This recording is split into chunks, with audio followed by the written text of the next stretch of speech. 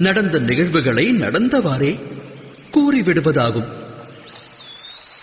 ஆனால் சில நேரங்களில் அவ்வாறு உண்மையை உரைக்கும் போதும் பயம் ஆட்கொள்ளும்.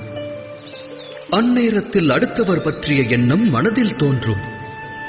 மற்றவர் மனம் வேதனை கொள்ளுமோ என்ற பயம் மனதில் நிறையும். எனில் சத்தியம் என்பது யாது? அது பற்றி சிந்தித்ததுண்டா? மனதை பயம் ஆட்கொண்ட போதும் உள்ளதை உள்ளபடி கூறுபவர் சத்தியத்தை உரைப்பவராவர். தெளிவாகச் சொன்னால் சத்தியம் என்பது வேறெதுவும் அல்ல, அது தைரியத்தின் மறுவடிவமாகும். தைரியம் கொள்வதற்கு காலம் முக்கியமல்ல.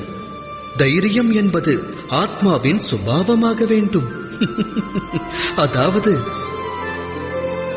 அனுக்ஷணமும் சத்தியத்தை உரைக்கும் க்ஷணமாக வேண்டும்.